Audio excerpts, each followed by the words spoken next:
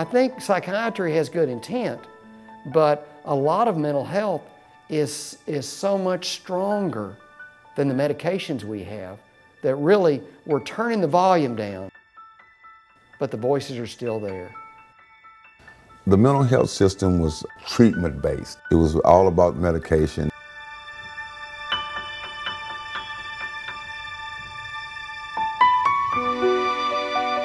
If you wasn't doing well, they would give you more medication.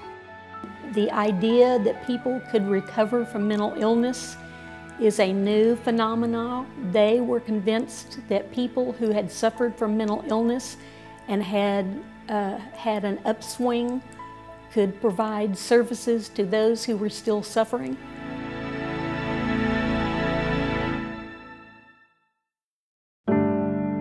I actually had a few visual hallucinations, but mostly it was auditory hallucinations.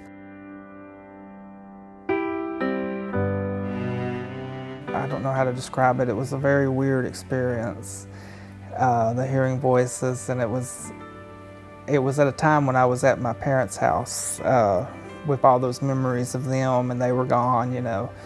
I had all that to deal with. I had the grief, I had everything to deal with that way, and it all just kind of built on me and I snapped. I wound up in Baptist ICU because I had swallowed a key that I thought was the key to heaven. And then they had to go in and take the key out, and then they put me in CPC here. And from there I was admitted to Russ State Hospital for 4 months. My life has been a rocky road. I've come along, I feel like I've come a long way.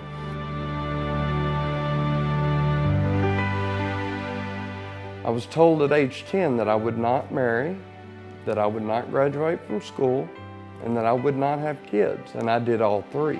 I graduated from the University of Texas at Austin in 1993 in biology. Moved to Houston after that, lived in Houston for 11 years. During this time, I did have several hospital stays where I did have to undergo several medication changes. I moved to Russ, Texas, met my wife, Lori. We're still married. We're almost to our 7-year anniversary. We're happily married.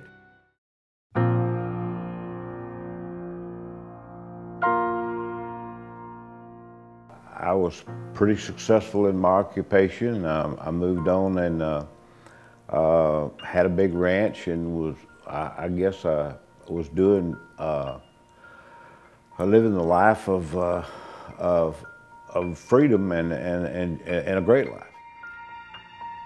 When I was around 57, 58, I was in a marriage that was just wonderful. It was kind of a perpetual honeymoon. I had a great wife, great children.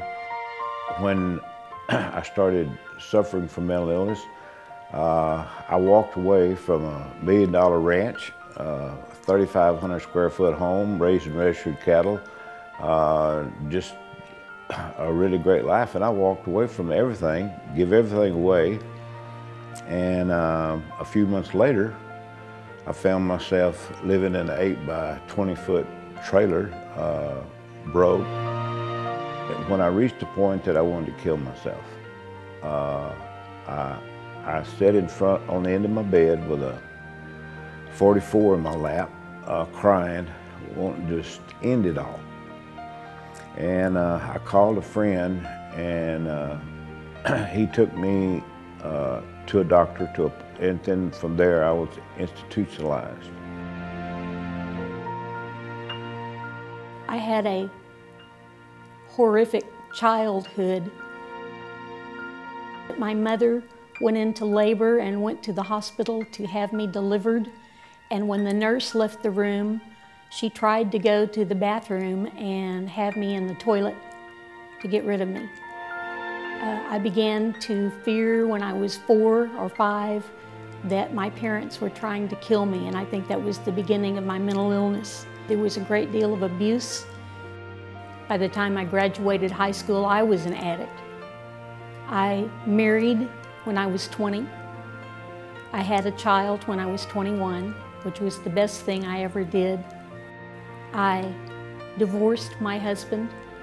I married again. I married a total of 3 times, have 3 divorces.